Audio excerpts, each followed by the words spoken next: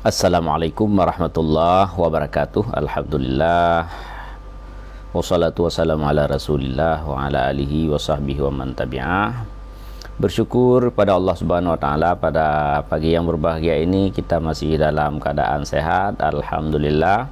Gunakan kesehatan itu sebaik-baiknya, karena tidak selamanya kita sehat, tapi akan ada saat-saatnya kita akan sakit. Maka menyesallah kita ketika sakit apabila kita tidak bisa menggunakan waktu sehat ini dengan maksimal.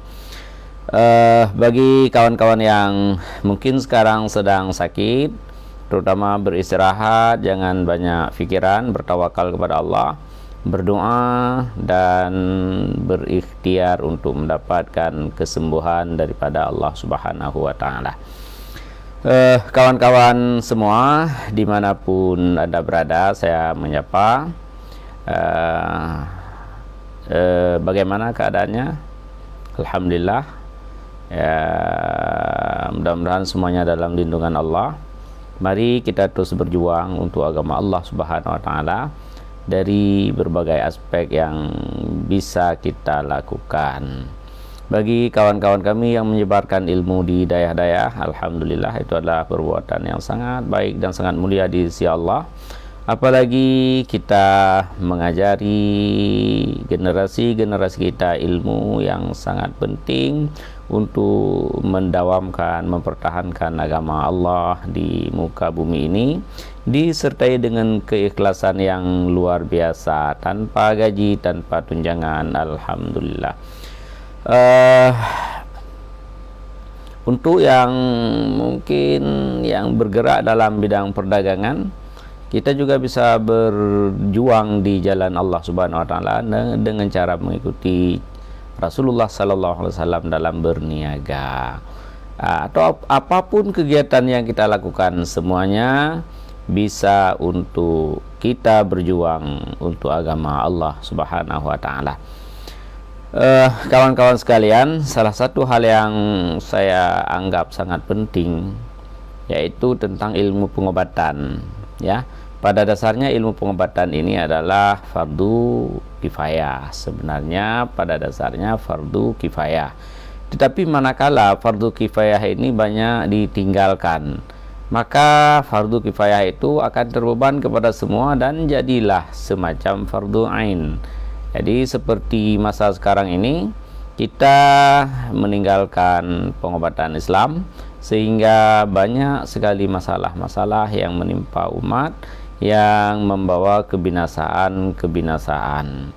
Kebinasaan dari sisi kita bisa diracuni oleh orang lain karena pengobatan kita dan karena pemakanan kita, semua ada dalam tangan orang. Maka kawan-kawan sekalian, saatnya sekarang kita bangkit kembali. Bangkit untuk agama Allah, ya. Yang di bidang pertanian, kita bangkit dari dalam pertanian, insya Allah akan kita sampaikan pada pertemuan yang lain. Dan sekarang kita fokus dalam masalah pengobatan. Yang pertama sekali saya melihat, ketika kita bicara pengobatan, orang-orang kita, umat Islam, dan khususnya yang di Aceh, baik yang di masyarakat biasa, bahkan di dalam daerah-daerah sekalipun, banyak kita menganggap bahwa yang dimaksud dengan ilmu tib, ketika ada dalam kitab dikembalikan kepada ahli tib, maka tib itu langsung diartikan kepada dokter. Apakah tabib itu dokter atau itu masalah. Sebenarnya kita umat Islam ini, seperti yang sering saya sampaikan, agama Islam itu komplit, lengkap dia. Di agama Islam bukan hanya dari sisi ibadah, dari teknik berperang, dari cara bermuamalah, babnya itu panjang lebar, termasuk dari dalam pengobatan itu kita punya disiplin ilmu yang kesalahan kita sekarang telah lama meninggalkannya. Jadi inilah yang akan kita bincang-bincang pada pagi yang berbahagia ini. Kawan-kawan sekalian, jadi yang pertama, ketika dibilang pengobatan, orang jarang berpikir bahwa pengobatan itu ada pengobatan Islam. Jadi ada disiplin ilmu pengobatan Islam. Yang kedua, kalaupun ada ketika bicara tentang tabib, kalau di Aceh bicara tentang tungku yang mubat, maka yang ada dalam pikiran kita adalah bisa memindahkan jin, ya, bisa memindahkan jin, bisa menangani masalah sihir, ya, punya ayat-ayat yang sudah diamalkan dengan dikalut, kemudian dibaca ayat tersebut, dan begitulah pemikiran kita sekarang tentang pengobatan yang beraliran ke pengobatan Islam. Bahkan untuk kata-kata ruqyah sekalipun baru-baru ini mulai muncul. Sebelumnya malah lebih bercampur-campur, ya, di antara pengobatan yang benar dengan pengobatan yang tidak benar. Kawan-kawan sekalian, itu yang sedang terjadi pada kita. Kemudian ketika bicara pengobatan tradisional, ya, itu pun tidak disebut pengobatan Islam, yaitu tradisional. Saya kurang setuju dan sangat tidak setuju mengatakan pengobatan ini sebagai pengobatan tradisional. Kenapa? Karena ternyata pengobatan yang sekarang, yang alami sekarang, yang tidak menggunakan kimia, juga subhanallah luar biasa, telah melahirkan metode-metode yang luar biasa, bahkan yang sekarang ditemukan oleh Tuan Guru kita.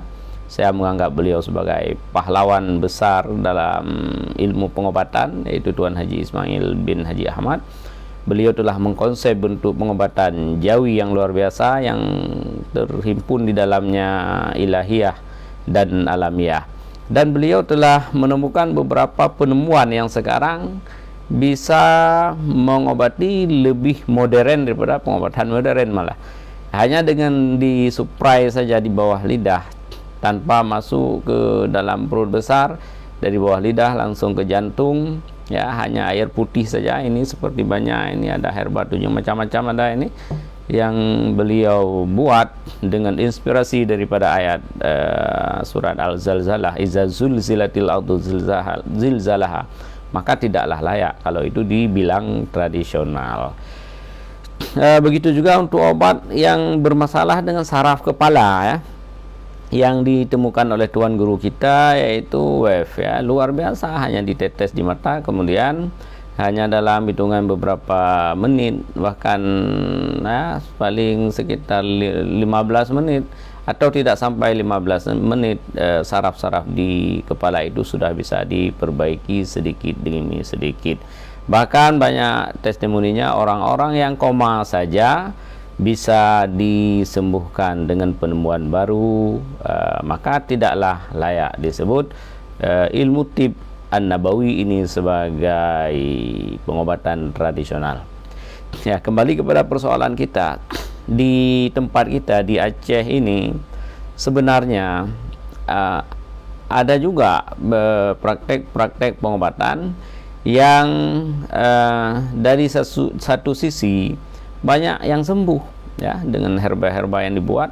Banyak kawan-kawan kita yang membuat herbal dalam bentuk kapsul, ada dalam bentuk makjun, dalam bentuk air seperti air yang dijual-jual itu, air pendang itu, ya luar biasa juga khasiatnya, ada. Sudah ada di Aceh. Cuma masalahnya untuk disebut para pembuat obat tersebut sebagai ahli pengobatan itu belum cukup syarat. Dan ini yang saya sangat berazam, sangat bercita-cita kita Aceh ini bisa mengembalikan pengobatan Islam versi Aceh, ya. Jadi kalau ada kawan-kawan yang bisa dihubungi, kita bisa berembuk, berdiskusi, kemudian bisa untuk mengkonsepkan kembali bagaimana ilmu pengobatan, insya Allah, ya. Misalnya kalau yang dikembangkan oleh HPA Internasional itu, dia sudah bisa disebut sebagai satu disiplin ilmu pengobatan. dia punya definisi bagaimana yang dimaksud dengan ilmu pengobatan jawi, punya definisi, punya sudut pandang, dan yang terpenting dalam pengobatan itu setelah setelah ada definisi yang jelas, ada latar belakang yang jelas, dan ada konsep yang jelas. Konsep yang dalam kitab kita dulu ini ya, kitab At-Tib ini yang punya orang Aceh, sebenarnya ini punya konsep. Nah, dan ini yang harus dikembalikan kembali. Kitab Ar-Rahmah Fitti wal Hikmah ini punya konsep. Di sini disebut dengan ilmu tabi'i ya. Jadi orang baru bisa melakukan pengobatan kalau dia punya ilmu tabi'i. Ilmu tabi'i itu apa maksudnya? Ilmu yang punya konsep yang pertama diagnos pada tubuh manusia, jadi mengerti bahasa-bahasa tubuh, mengerti struktur-struktur tubuh, cara kerja dalam tubuh badan kita dan lain sebagainya, yang mungkin nanti akan membantu untuk bisa mendiagnos penyakit. Ya, juga ilmu tentang tubuh, ilmu tabi'i itu ada ilmu tentang, dalam kitab ini juga disebut ilmu teori 4 unsur ya. Unsur angin di dalam tubuh kita di mana, unsur api dalam tubuh kita di mana, unsur air dalam tubuh kita di mana, unsur tanah dalam tubuh kita di mana. Itu semuanya harus punya sebuah konsep. Dan itu kalau ada kawan-kawan yang pemerhati ya, yang sayang dengan bangsa ini, yang sayang dengan umat ini bisa kita kembalikan bentuk pengobatan kita insyaallah, dengan kita tetap belajar pada ahli-ahli ilmu pengobatan yang sekarang sudah maju, tanpa menutupi diri dan juga tanpa meninggalkan kepunyaan sendiri. Kemudian konsep yang kedua, konsep herba yang akan digunakan setelah bisa mengetahui tabiat tubuh, atau konsep-konsep untuk bisa mendiagnos bahasa tubuh, cara kerja dalam tubuh dan lain sebagainya, sehingga ada orang yang mengeluh kita bisa mengetahui, atau kadang orang tidak mengeluh tapi bisa mengetahui apa permasalahannya. Misalnya apa ya, ada orang datang ke tempat mengadu kepada kita bahwa dia sakit. Tentu yang pertama yang kita tanya, apakah dia membuang najisnya atau BAB-nya lancar atau tidak. Kadang-kadang dia bilang lancar ya. Dia bilang lancar. Kita bisa mendeteksi, bisa memeriksa di tubuhnya bagaimana caranya. Ada titik-titik tekanan yang bisa ditekan, dan ada yang bisa dilihat, misalnya dilihat di telapak tangan ya. Orang yang sembelit ini hitam semua ya, di telapak tangannya, di ruas-ruasnya itu di ini hitam. Sudah kita periksa, ini bermasalah. Dia masih mengatakan bahwa tidak sembelit, lancar, dia buang air besar. Dia bisa ditekan di sini ya, di sini ditekan ya. Kalau orang sembelit ditekan segini saja, ditekan sudah sakit. Kalau sakit sudah ditekan di sini, jadi kita tahu bahwa permasalahan orang ini sembelit. Jadi itulah, jadi punya konsep, punya diagnos yang baik, mengerti ilmu 4 unsur yang juga diajarkan dalam kitab Tib Aceh, kemudian mengerti titik-titik meridian dibilangnya. Itulah orang kita lihat dia datang ke tempat kita, bilang dia sebentar ya udah capek dan lain sebagainya. Di keluhannya dia cepat capek, terengah-engah ya. Itu ada beberapa kemungkinan, bisa jadi dia paru-parunya kurang baik, bisa jadi masalahnya di jantung, bahkan bisa jadi masalah di ginjal, karena kalau ginjal tidak baik, dia tidak bisa mengeluarkan air dengan baik, sehingga menumpuklah air di dalam badannya, dan air itu akan menumpuk di perut dan di tempat-tempat yang lain sehingga dia seperti sesak, ya. Bahkan ada yang meninggal dengan tenggelam jantung dan paru-parunya. Jadi kita bisa mendeteksi, ya, kita bisa melihat kalau punya konsep masalah dengan ginjal ada di sekitaran tumit, titik meridiannya. Coba kita tekan di situ. Kalau dia tekan di situ sakit seperti kontak listrik, oh ini masalah ginjal. Atau bisa juga kita periksa di telapak tangannya, yang di ini ya, di jari manisnya. Ini ruas yang pertama dari jari manisnya ini kembung. Nah, itu ada masalah dengan ginjal. Atau kembung di bawah pelupuk matanya itu ada kantong air, ya.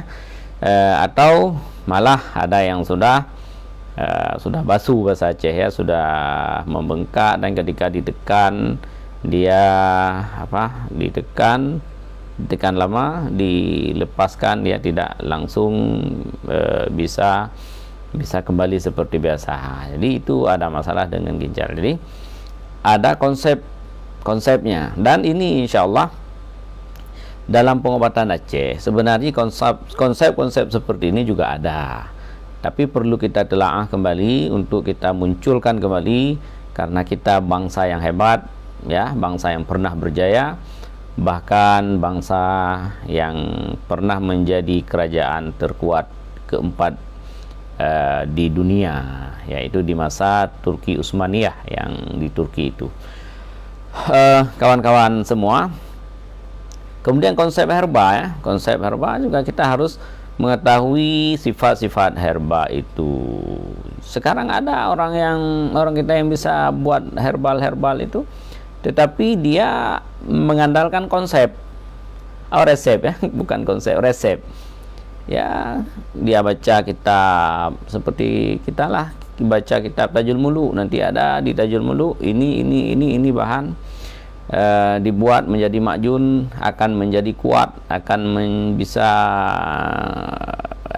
walaupun 10 orang istri dan lain sebagainya. Itu banyak sekali resep-resep yang terdapat dalam Tajul Mulu. Dalam kitab Mujarrabat itu banyak resep-resep yang seperti itu, ada resep turun-temurun, sehingga dari resep itu kemudian dia bisa merancang obat, ya. Ya, itu belum disebut sebagai ahli tib yang seperti itu, karena hanya berpegang pada resep orang lain. Nah, sekarang belajar ilmu tib itu kita harus mengetahui sifat-sifat daripada herba-herba itu. Ada herba yang panas, misalnya orang bermasalah dengan, ya, yang dengan ginjal itu air, artinya tubuhnya itu dibutuhkan untuk sesuatu yang sifatnya panas dan bisa mengeluarkan air, diuretik dibilangnya. Ya, jadi itu harus ada konsep untuk mengenalkan herba, sehingga yang resep yang ditinggalkan itu belum tentu semuanya tepat untuk tubuh, karena bisa saja sakitnya sama tapi masalahnya berbeda.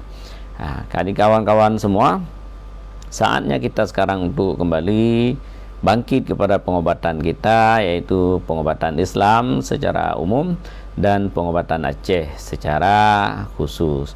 Kawan-kawan semua, di sini sebenarnya, ya, dulu kenapa orang kita jarang kena penyakit ginjal itu, ya, di samping karena banyak sekarang penggunaan kimia yang digunakan secara sangat sembarangan.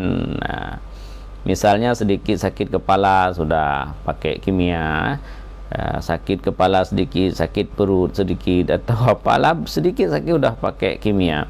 Dan anak yang baru lahir sekalipun belum beberapa hari sudah disuntik vaksin, diisi ke dalam tubuhnya kimia. Itulah akibatnya.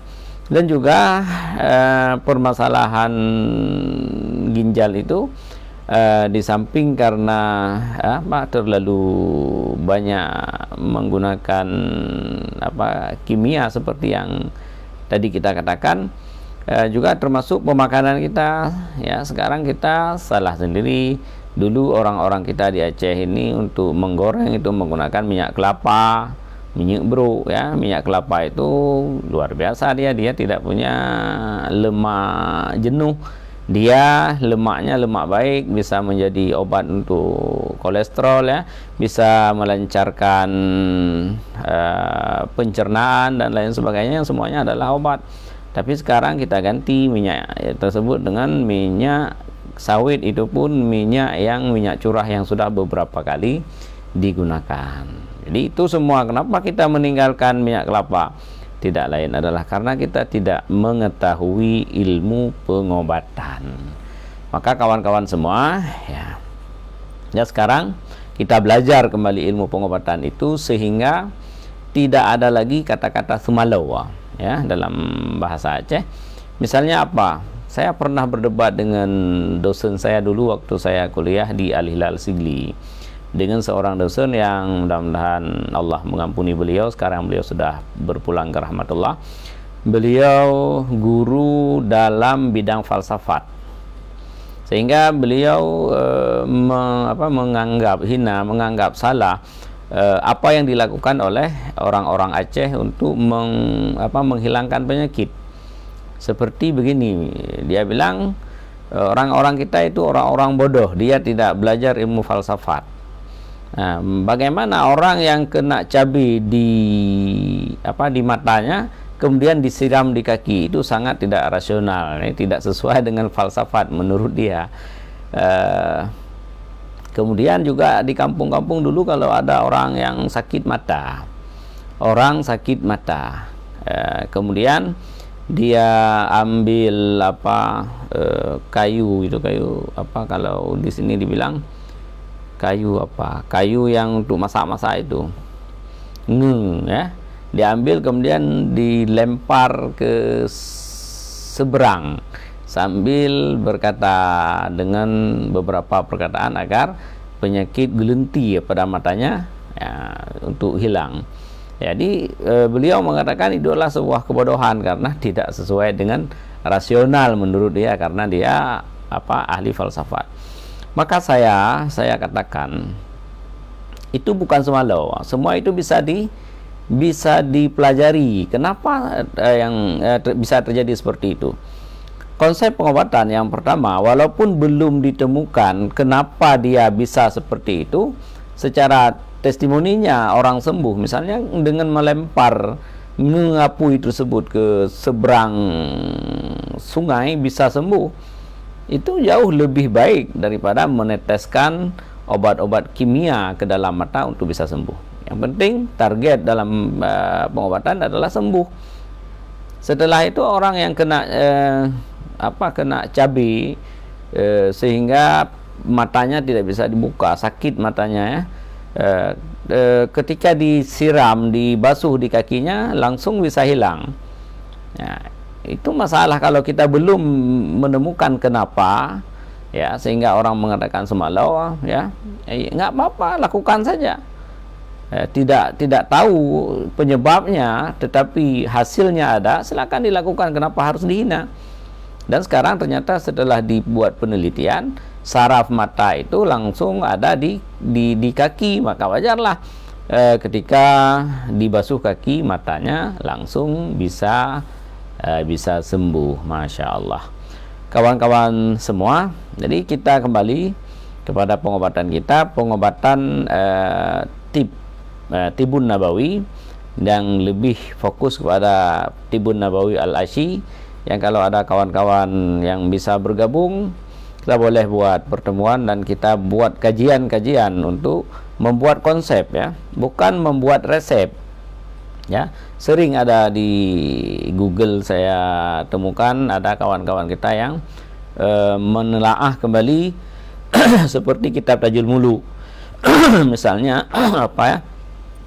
ada herba dari bahasa Aceh, kemudian tidak diketahui, ditanya kepada orang, dia itu bagus juga ditanya, dibawa kepada kalau di sini dibilang ke toko kling gitu sehingga bisa diurai herba-herba itu. Tapi yang lebih baik lagi bukan seperti itu, tapi kita bisa mempelajari bahwa herba ini kandungannya seperti ini dan seperti ini.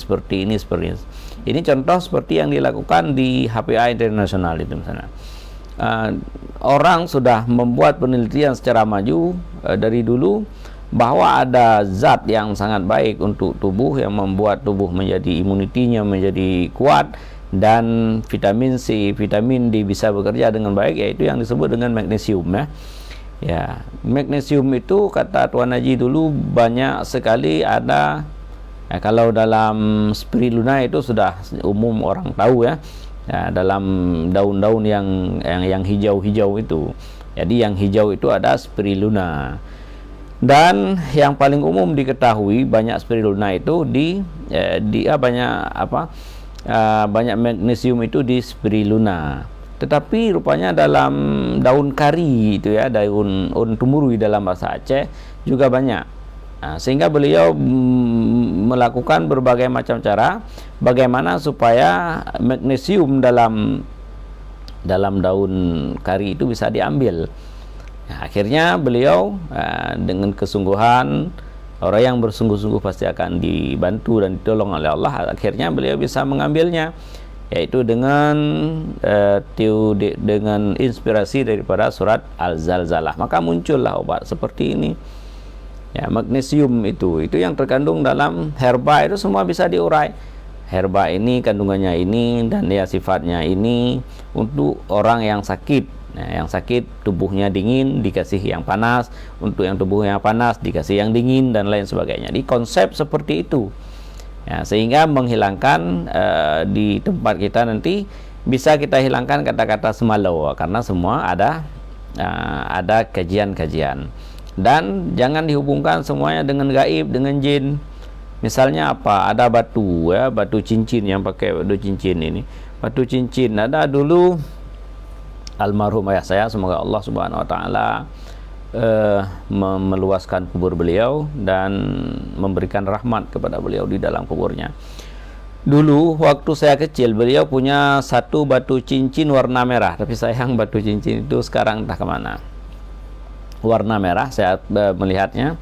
Kalau ada orang yang kena binatang berbisa, jadi batu cincin punya ayah saya itu ditaruh di tempat yang berbisa itu, yang digigit binatang berbisa, dia nempel sampai ketika bisanya sudah habis dia jatuh. Jadi itu dulu orang mungkin menganggap bahwa dalam batu cincin itu ada khadam ya, ada khadam. Tapi bukan khadam, ada zat tersendiri di dalamnya yang bisa menghisap ya, dan ternyata batu tersebut setelah menghisap bisa tersebut, bisa itu harus dikeluarkan, kalau tidak zat yang menghisap itu akan mati, dia harus direndam. Jadi menurut almarhum ayah saya pada waktu beliau masih hidup pernah mengatakan pada saya, karena sering dipinjam oleh orang, setelah ditempelkan di tempat berbisa dia tidak menjaga, tidak memasukkan ke dalam air, sehingga akhirnya khasiat batu itu menjadi hilang. Masya Allah, subhanallah. Jadi dalam batu-batu itu batu Sulaiman Kurung atau batu apa saja namanya, bisa saja ada unsur-unsur untuk bisa menjadi obat yang sekarang dianggap magic ya.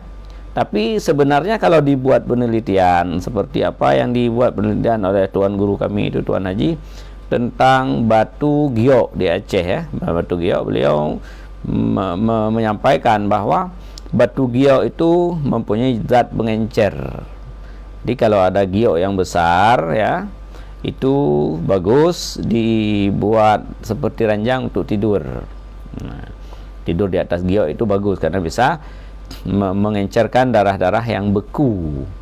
Maka beliau dengan keahliannya yang Masya Allah luar biasa, akhirnya beliau bisa mengolah dan bisa mengambilnya, sehingga beliau ini membuat herba SC ini, secepat cahaya ini bisa mengencerkan darah-darah yang beku. Seperti kasus sekarang ada orang yang terserang serangan jantung, sakit di sekitaran jantung, tinggal di spray aja penyumbatan yang ada dalam jantung, insya Allah dengan izin Allah bisa bisa encer ya, flek-flek hitam itu bisa keluar dengan hanya mensupply di luar. Itu khasiat daripada batu giok. Jadi bukan batu giok itu ada khadam di dalamnya, ya. Bukan ada khadam, ada jin besar, ada apa, bukan, tapi kandungannya. Itulah yang mestinya sekarang kita terus berusaha untuk mengembangkan ilmu tip, kawan-kawan semua. Jadi ini tanggung jawab kita, ya, tanggung jawab kita bersama untuk menyelamatkan. Yang pertama, menyelamatkan generasi kita supaya tidak ada kasus-kasus banyak cuci darah, tidak ada kasus anak-anak sudah kena ginjal. Jadi kita belajar ilmu pengobatan ini. Jadi yang mungkin tidak punya waktu yang banyak, ya silakan ikuti saja apa yang siaran langsung yang kita buat ini. Ini bukan untuk mempromosi obat-obat. Ada kawan saya, murid saya yang telepon tadi, yang mengatakan ini selama ini sudah mempromosi, sedang mempromosi obat. Saya bilang bukan. Sekarang saya sedang berjuang untuk memperkenalkan kembali ilmu penting, ya, untuk kita Islam, khususnya untuk kita Aceh, supaya kita terselamatkan dan supaya terciptanya generasi-generasi yang kuat.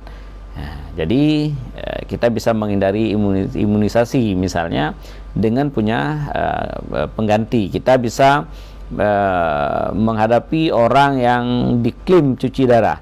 Kita punya cara supaya tidak masuk HD itu, ya, hemodialisis itu, tidak cuci darah, sehingga dia bisa hidup lebih lama dan bisa berbakti lebih lama untuk agama Allah Subhanahu wa taala. Nah, kawan-kawan, kita bersemangat semua. Untuk sekarang saya menganjurkan, karena di sini banyak sekali orang-orang yang demam, bahkan di pesantren kita juga sebagian ada yang demam, ada yang sudah dibawa pulang karena tidak dilaporkan pada kami, dan yang sebahagiannya yang mulai demam-demam kami berikan ini, ya, kami berikan HGHT ini, kami spray dalam air dengan vitamin C. Alhamdulillah juga banyak yang tertangani. Dan saya sarankan, ya, sekarang untuk minuman, bagusnya minum minum jahe merah, dan ini bagus, ini ada jahe merah kustul hindi, ya. Minum minuman seperti ini. Ada yang guru kita di sini sudah kena demam itu, beliau minum ini saja, bahkan belum kita spray dengan ini sudah sembuh dengan izin Allah. Jadi ini termasuk kustul hindi, jahe merah. Jadi jadikan minuman. Atau yang punya uang sedikit, ini bisa kopi radik, ini jauh lebih baik. Jadi kalau kopi radik ini kita spray dengan ini, insya Allah, ya, demam itu akan menjauh, insya Allah, dengan izin Allah. Jadi ini bisa diminum. Yang dekat di sini bisa ke sini kalau mau beli, ada ini banyak persediaan. Kawan-kawan semua, semoga kita semua sehat dengan izin Allah, dan semua kita punya semangat kembali untuk belajar kembali ilmu pengobatan Islam, ya.